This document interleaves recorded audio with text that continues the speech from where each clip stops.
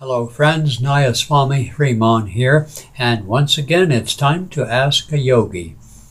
I have here a question from somebody, not unlike some of the others I have responded to and broadcast on this channel about. In this case, I want to isolate one question that this person had. Why has God punished me? And I know thinking that God punishes is a very Christian thing. I suppose it must be everywhere, but I'm more familiar with Christianity than with other faith traditions. But the whole issue here that I want to address is the concept of punishment, and punishment requires a punisher, if that's a word, and a punishee, no, and a victim.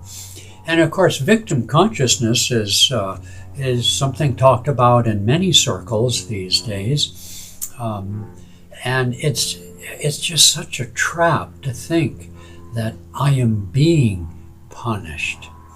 Now, people do bad things and they do abuse people, and in that sense, we can't ignore the fact that it seems like we are being punished by the abuse being ladled out to us. Okay, we can accept that that's a fact.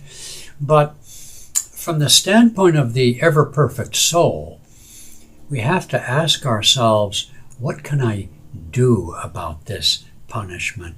What can I learn about? You know, you could go one direction and say, I deserve that punishment. And, you know, the law of karma says you did, but it's not always very helpful. You know, you're already down in the dumps thinking you're a victim and being punished. And then if you have to add to that you're such a schmuck that you brought it on to yourself, that's not really going to help you, is it? Okay? And so how can we pick this punishment victim thing up? Well, inasmuch as I've already brought up the law of karma, there is no escaping the fact that on some level we need to take responsibility. Maybe not for the cause of the punishment. Maybe we're not ready to think about that, or even if we're ready, we have no idea what we did because maybe it was a past life. Instead, the responsibility we can take is how we respond. That's all we can do. The only thing that is real anyway is here and now. So if I'm angry, resentful, or depressed about the abuse I'm receiving, the punishment I'm receiving, you might stop and ask yourself, well, golly, I mean, am I going to be this way the rest of my life? I'm just going to cower into the fetal position and take my punishment like a man? Or am I going to strike back and get even and get revenge? Doesn't sound that good, does it? No, apart from accepting that you might have had something to do with why you're being punished. I'm sorry, I'm chuckling. It's a little hard to avoid that statement. Let's focus on what I can do. Let's be practical. Can you change jobs? Can you change careers? Can you move out of the house? Can you get a divorce? You just have to explore your options. Very often a victim of abuse is afraid to act. Not only from the punishment and the hurt that they feel, do they feel kind of lowered. Their energy level is encapsulated and they are maybe half believing they deserve it. Again, I don't want to keep following that line of thinking. But part of the issue here is that in accepting the abuse as abuse, I mean, not to deny it that it is abuse, but to sort of focus on abuse and focus on the consciousness of being a victim, you lose courage. You lose the capacity to be creative, to think out of the box, as they used to say. And so in order to focus on your response to that, those are some of the hard questions you can ask. Now, there's a lot more subtle things which are harder to respond to in a general broadcast, but things you can say to another person who's giving you grief, how to address them, not with anger, only when you're calm. And a technique is to, at least verbally, even if you don't fully believe it, I mean, you might feel you're totally innocent and have not given that person any cause to abuse you. That's fine. But you can, in order to initiate a conversation that might change those circumstances, you can certainly ask your abuser, maybe, what have I done? What am I doing that brings this to me? And in a way, it takes a little bit of courage to ask, how can I improve? Even when you might not think you have done anything. But still, how do you initiate a connection with that person? And sometimes you have to take the hit yourself, because accusing them is usually not very fruitful, even if it is true.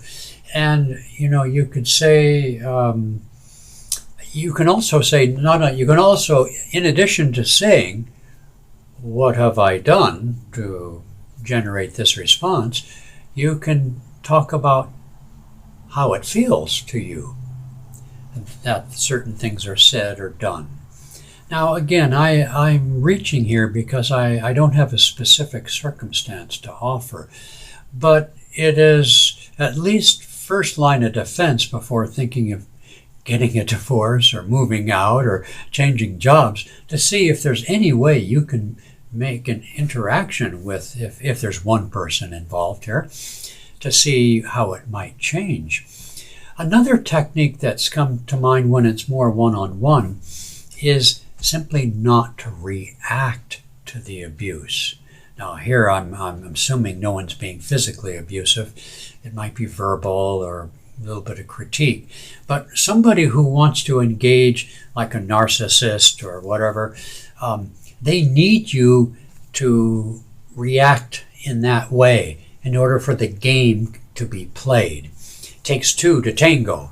And so another technique that might be useful is to remain calm and shake your head and so on, and you may be right, or let me see what I can do. Oh, I'm surprised. I thought I did it right, or something.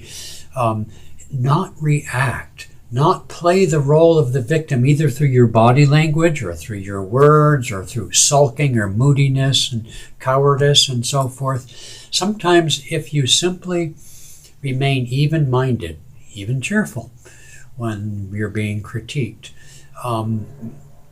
with practice, the abuser finds it's no fun anymore. They're not getting the goat of your inner peace.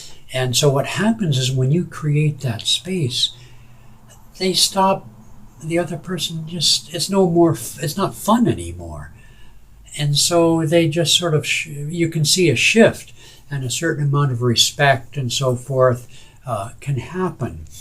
That's more likely in close relationships, work or at home, family and so on. And it can take a little bit of time for that process to mature into respect and actual, connection with that person. Okay, so what can we do? Don't play the victim. Yes, I guess another thing is to stand up for yourself, of course. That's a whole different subject, because I'm not really thinking of physical abuse, but even nonverbal abuse. What's tricky about that is if it's done in anger or in reaction, it's probably not going to be effective. There can be times when you can state that you think you're being unfairly treated and so forth, but it has to be calm. Another thought, this is going on a little bit long, I apologize for that. Another thought is to, in your response, to see in your mind that you're helping that person so that they don't do something harmful to themselves by abusing or hurting or critiquing other people, including your humble self. And so if you have their best interest in mind, in other words, and that's sincere, then it does make it easier to have what can be a difficult conversation, but one done with calmness and sincerity and respect. Okay, great souls, these are tough subjects, but you're tough cookies. All right.